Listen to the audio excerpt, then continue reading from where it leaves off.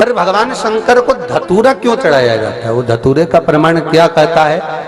तो शिव महापुराण की कथा में रुद्र संहिता के अंतर्गत महाराज अगर आप पढ़ेंगे तो उसमें व्याख्यान वर्णन मिलेगा कि मनुष्य के जीवन में प्रतिदिन असत्य बोलने में आता है।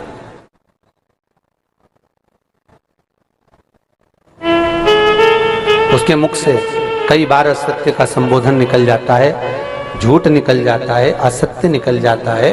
तो हमारे यहाँ शास्त्र कहता है सबसे पहला धतूरा भगवान शंकर को अगर किसी ने समर्पित करा था तो ब्रह्मदेव ने करा था महाराज। और उसका भी प्रमाण है कि हर चीज का प्रमाण होना चाहिए। देखो कि आखिर भगवान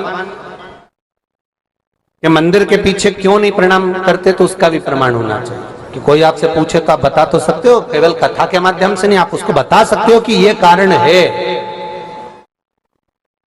आप चंदन चढ़ा रहे हो तो उसका कारण बताना पड़ेगा कि ये चंदन क्यों चढ़ाया।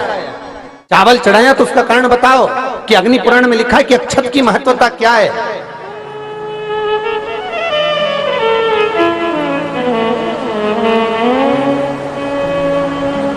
बेलपत्री चढ़ा रहे हो तो शिवलिंग का प्रमाण वर्णन करना पड़ेगा, लिंग पुराण को उठाकर बोलना पड़ेगा कि ये पार्वती का प्रतिबिंब है, ललिता जी का प्रतिबिंब है, सती का प्रतिबिंब है।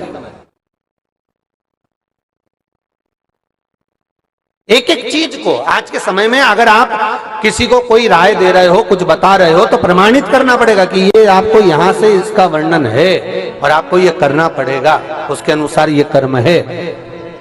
तो शंकर भगवान को सबसे पहला धतूरा भगवान ब्रह्मा ने चढ़ाया था। जिस समय भगवान ब्रह्मा का सिर कट चुका था, अभी आप आगे कथा सुनेंगे, ब्रह्मा का जब सिर कटेगा उसके बाद जब वो स्तुति करेंगे तो देखो भगवान शंकर को प्रसन्न करने के लिए धतूरा चढ़ाएंगे। शिव जी उनको कहते हैं ब्रह्मदेव ये धतूरा आपने मुझे चढ़ाया है।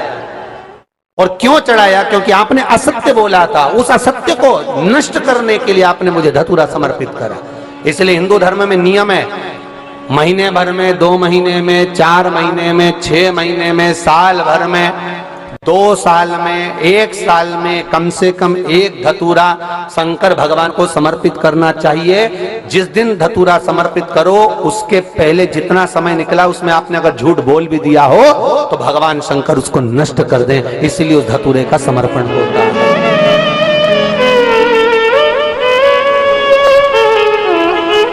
एक हमारे हिंदू धर्म में सबसे बड़ी बात है कि प्रायश्चित बहुत क्रम है महाराज। प्रायश्चितता का भाव बताया कि आप ऐसा करोगे उसके साथ ऐसा हो जाएगा, तो उसका प्रायश्चित ये है। आप कर सकते हो उसका प्रायश्चितता का भाव अमल कर सकते हैं, आप स्मरण कर सकते हैं।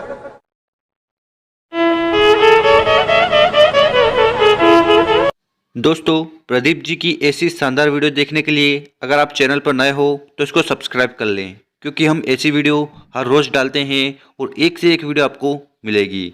श्री शिवाय नमस्तुभ्यम। हर हर महादेव।